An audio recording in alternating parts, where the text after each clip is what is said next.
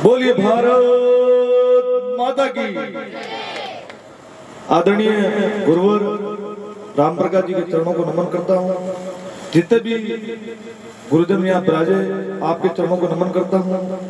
आदरणीय मेरे चुनाव में संघर्ष में साथ दिया, उस संकट की घड़ी के अंदर इन्होंने मेरे को साथ दिया और मजबूत। हालांकि मैं कांग्रेस पार्टी से पहले टिकट भी मिला था और लेकिन कई कारणवश आला कमान से टिकट काट दिया था, लेकिन उसका कोई विचार विमर्श नहीं किया।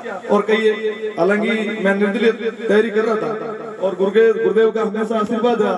और इन्होंने कहा ओम जी आपको चिंता करने की आवश्यकता नहीं है, आपके पीछे हम लोग इतने खड़े हैं और मजबूती से चुनाव लड़ो। और 36 कौम का भाइयों का सहयोग था और इन्होंने मुझे आशीर्वाद दिया ओम जी आपको चिंता करने की जरूरत नहीं है, आप ग्राउंड में मजबूती से तैयारी करो, आपको जो भी कमी पेशी होगी वहां से मैं संपूर्ण रूप से जितने भी हमारी टीम से लोगों से कार्यकर्ताओं से पूरी मजबूती दिखाएंगे आप सब। इनका बहुत बहुत धन्यवाद राम प्रकाश जी साहब का और गुरुजनों ने इस कार्यक्रम को करवाया। और जितने भी नौजवान साथी चाहे शिक्षा के अंतर्गत क्षेत्र में हो आप सबको सम्मानित कर रहे हैं, तो इनके गुरुजनों का मैं धन्यवाद ज्ञापित करता हूं कि आप लोगों को इतना हौसला बढ़ाकर इस प्रगति पर इस कार्यक्रम को आयोजित करा इस टीम ने।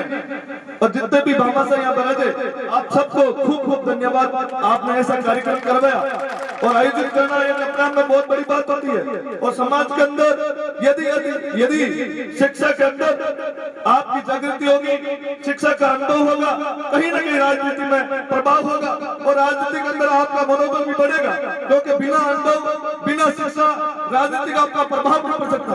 राजस्थान का 200 नंबर विश्वविद्यालय था, लेकिन अपने समाज के अंदर कोई व्यक्ति अपनी मजबूती पेश नहीं कर सकता, क्योंकि सबसे बड़ा जातिवाद का जेल था। और मैंने सोचा था अपनी समाज के अंदर चाहे स्पोर्ट क्षेत्र के अंदर हो चाहे एनसीसी स्पोर्ट किसी क्षेत्र में था, कहीं ना कहीं जातिवाद का समीकरण होता। हमारे युवाओं के अंदर काबिलियत बहुत थी, अपने समाज के अंदर लोगों के अंदर जुनून था, जज्बा था, लेकिन उनको तवज्जो नहीं मिल रहा था। तो मेरे भाइयों को पहले मैं भी शिक्षा पढ़ाई कर रहा था, एयरफोर्स एनडीए की तैयारी कर रहा था, लग रहा था कि भाइयों के साथ अन्याय हो रहा तो लग रहा था, तो मैंने मजबूती से तैयारी की। और 36 कौम के ग्रामीण प्रदेश से आने वाले किसान कस्बे से आने वाले मैंने भाइयों की हमेशा संघर्ष की लड़ाई लड़ी। जब मेरे भाइयों के साथ अन्याय हुआ तो अन्याय की लड़ाई लड़ने के पीछे ओम देवा जी कभी पीछे नहीं रहा, मैदान में हमेशा भाइयों के रिजल्ट दिलाकर परिणाम भाइयों के पक्ष में जाते तभी मैदान से तय होता था। नागौर की धरती पर चुनाव होने के बाद पहली बार यह पढ़ा रहा हूँ, तो मुझे लग रहा है मेरे गुरुजनों ने इतना सम्मान और लाडकोर दिया, मैं गुरुजनों का आभारी हूँ। आप ऐसे ही गुरुजन मेरे पर मार्गदर्शन रखोगे तो आने वाले इतिहास के अंदर आपने हमारी समाज के जितने भी नौजवान साथी रहेंगे उनको कभी कमजोर नहीं होने देंगे, मजबूती से लड़ाई लड़ेंगे और पार की लड़ाई लड़ेंगे। मैदान कभी आपको झुकने नहीं देगा, मैदान को संघर्ष का इतना परिणाम देंगे, मैदान भी आपको याद रखेगा। आप सब नौजवान साथियों को आपका खूब खूब धन्यवाद। नागौर की धरती पर आप सब ने आज जवानों ने अपनी अपनी काबिलियत अपनी